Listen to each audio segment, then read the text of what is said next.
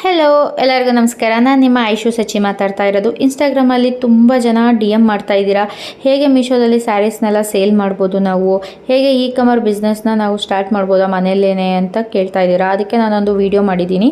ಮೊದಲಿಗೆ ನೀವು ನಿಮ್ಮ ಮೀಶೋ ಆ್ಯಪ್ನ ಓಪನ್ ಮಾಡಿಕೊಂಡು ಆ್ಯಪಲ್ಲಿ ನಿಮ್ಮ ಅಕೌಂಟ್ ಅನ್ನೋದಿರುತ್ತೆ. ಆ ಅಕೌಂಟ್ನ ಓಪನ್ ಮಾಡಿದಾಗ ಒಂದು ಆಪ್ಷನ್ ಇದೆ, ಬಿಕಮ್ ಎ ಸಪ್ಲೈಯರ್ ಅನ್ನೋ ಆಪ್ಷನ್ ಇದೆ. ಆ ಆಪ್ಷನ್ ಕ್ಲಿಕ್ ಮಾಡಿದಾಗ ನಿಮಗೆ ಈ ಥರ ಒಂದು ಸ್ಪೇಸ್ ಬರುತ್ತೆ. ಅದರಲ್ಲಿ ನೀವು ನಾನ್ GST ಕ್ಲಿಕ್ ಮಾಡಿದಾಗ ಪ್ರೊಸೆಸ್ ಟು ಆ್ಯಡ್ ಡೀಟೇಲ್ಸ್ ಅನ್ನೋದೊಂದು ಆಪ್ಷನ್ ಇದೆ. ಆ ಆಪ್ಷನ್ ಕ್ಲಿಕ್ ಮಾಡಿದ್ಮೇಲೆ ಈ ಥರ ನಿಮಗೆ ಕ್ರಿಯೇಟ್ ಯುವರ್ ಎನ್ರೋಲ್ಮೆಂಟ್ ID ಅನ್ನೋದೊಂದು ಬರುತ್ತೆ. ಆ ID ಬಂದುಬಿಟ್ಟು ಅದಕ್ಕೆ ನಿಮ್ಮ ಆ್ಯಡ್ ಡೀಟೇಲ್ಸ್ನೆಲ್ಲ ಅಪ್ಲೋಡ್ ಮಾಡಬೇಕಾಗುತ್ತೆ.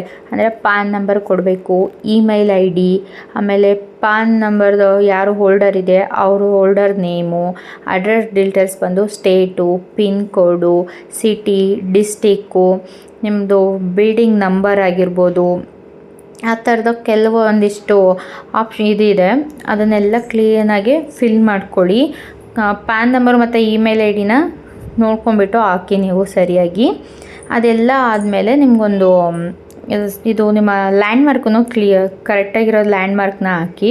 ಯಾಕೆಂದರೆ ಆ ಅಡ್ರೆಸ್ಸಿಗೆ ಅವರು ಬಂದು ಪಿಕ್ ಮಾಡೋಕ್ಕಾಗೋದು. ಅದಕ್ಕೋಸ್ಕರ ಎಲ್ಲ ಆದಮೇಲೆ ಲಾಸ್ಟಲ್ಲಿ ಸಬ್ಮಿಟ್ ಡೀಟೇಲ್ಸ್ ಅಂತ ಆಪ್ಷನ್ ಇದೆ.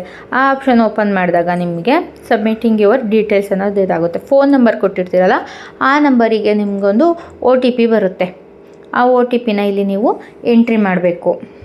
ಆಮೇಲೆ enter the OTP send to your email ID. ಒಂದು ಫೋನ್ ನಂಬರಿಗೆ ಬರುತ್ತೆ, ಇನ್ನೊಂದು ಇಮೇಲ್ IDಗೆ ಬರುತ್ತೆ. ಇಮೇಲ್ IDನ ಅಲ್ಲಿಗೆ ಬಂದಿರೋ OTPನ ತೊಗೊಂಡ್ಬಿಟ್ಟು ಇಲ್ಲ ಅಪ್ಲೋಡ್ ಮಾಡಬೇಕು. ಆಮೇಲೆ ಕ್ರಿಯೇಟ್ ಯುವರ್ ಎನ್ರೋಲ್ಮೆಂಟ್ ನಂಬರ್ ಅಂತ ಬರುತ್ತೆ.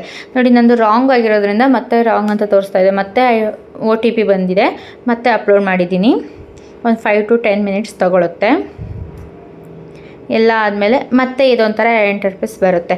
ಆಮೇಲೆ ಬಿಸ್ನೆಸ್ ಡೀಟೇಲ್ಸ್ ಆಗಿರ್ಬೋದು, ಪಿಕಪ್ ಅಡ್ರೆಸ್ ಬರುತ್ತೆ. ಈಗ ಬಿಸ್ನೆಸ್ ಡೀಟೇಲ್ಸ್ ಆಯಿತು. ಈಗ ಪಿಕಪ್ ಅಡ್ರೆಸ್ಸು, ನಿಮ್ಮ ಬಿಲ್ಡಿಂಗ್ ನಂಬರು, ಯಾವುದು ರೋಡು, ಲ್ಯಾಂಡ್ ಮಾರ್ಕು, ಪಿನ್ ಕೋಡು, ಸ್ಟೇಟು ಅದು ಕೇಳುತ್ತೆ. ನೆಕ್ಸ್ಟು ಬ್ಯಾಂಕ್ ಡೀಟೇಲ್ಸ್ ಕೇಳುತ್ತೆ, ಅಕೌಂಟ್ ನಂಬರು, ಆಮೇಲೆ ಕನ್ಫರ್ಮ್ ಅಕೌಂಟ್ ನಂಬರ್ ಕೇಳುತ್ತೆ ಮತ್ತೊಂದು ಸಲ. ನೆಕ್ಸ್ಟಲ್ಲಿ IFSC ಕೋಡು. IFSC ಕೋಡ್ ರಾಂಗ್ ಆದ್ರೂ ಮತ್ತೆ ನಿಮಗೆ ಪ್ರೊಸೆಸ್ ಮತ್ತೆ ಸ್ಟಾರ್ಟ್ ಮಾಡುತ್ತೆ. ಇನ್ನೊಂದು ಸಲ ಕೊಡಿ ಅಂತೇಳಿ ಆಗ ಮತ್ತೆ ಕೊಡ್ತಾ ಬರಬೇಕು. ನೋಡಿ, ನಂದು ರಾಂಗ್ ಆಗಿರೋದ್ರಿಂದ ಮತ್ತೆ account number are not matching ಅಂತ ಬಂತು. ಮತ್ತೆ ಸರಿಯಾಗಿ ನಂಬರ್ ಕೊಟ್ಟಿಲ್ಲ ಅಂಥೇಳಿ ಈಗ ಮತ್ತೆ ಇನ್ನೊಂದು ಸಲ ಕೊಡ್ತಾ ಇದ್ದೀನಿ. ನೆಕ್ಸ್ಟಲ್ಲಿ IFSC ಕೋಡು. ಈ IFSC ಕೋಡು ನನಗೆ ಮರ್ತು ಹೋಗಿತ್ತು, ಹಾಗಾಗಿ please provide A valid IFSC code ಅಂತ ಕೇಳ್ತಾ ಇದೆ. ನಂಗೆ ನೆನಪಿರೋದ್ರಿಂದ ಪಾಸ್ಬುಕ್ಕೂ ಇಲ್ಲ ಅಂತ ಹೇಳ್ಬಿಟ್ಟು ಸರ್ಚ್ ಕೊಟ್ಟಿದ್ದೀನಿ. ಹಾಗಾಗಿ ಸರ್ಚ್ ಮಾಡಿ ಅದೇ ನಿಮ್ಮ ಅಕೌಂಟ್ ನಂಬರು ಅದು ಕೊಟ್ಟಾಗ IFSC ಕೋಡನ್ನ ಸರ್ಚ್ ಮಾಡಿ ಕೊಡುತ್ತೆ. ಅದೆಲ್ಲ ಆದಮೇಲೆ ವೆರಿಫಿಕೇಷನ್ ಬ್ಯಾಂಕ್ ಡೀಟೇಲ್ಸ್ ಅಂತ ಬಂತು ನೋಡಿ. ಆ ಕ್ಲಿಕ್ ಮಾಡಿದ್ಮೇಲೆ ಈಗ ನಿಮ್ಮ ನೇಮು, ಅಕೌಂಟ್ ನೇಮು ಅದೆಲ್ಲ ಬರುತ್ತೆ. ಆಮೇಲೆ ಈಗ ನೀವು ಸಪ್ಲೈಯರ್ ಡೀಟೇಲ್ಸ್ ಕೊಡಬೇಕು, ಸ್ಟೋರ್ ನೇಮ್ ಕೊಡಬೇಕು. ಯಾವುದಾದ್ರೂ ಈಗ ನಮ್ಮದು ಎಕ್ಸಾಂಪಲ್ VH ಜುವೆಲ್ಸ್ ಔಟ್ಫಿಟ್ ಅಂತ ಕೊಟ್ಟಿದ್ದೀನಿ ನಾನು.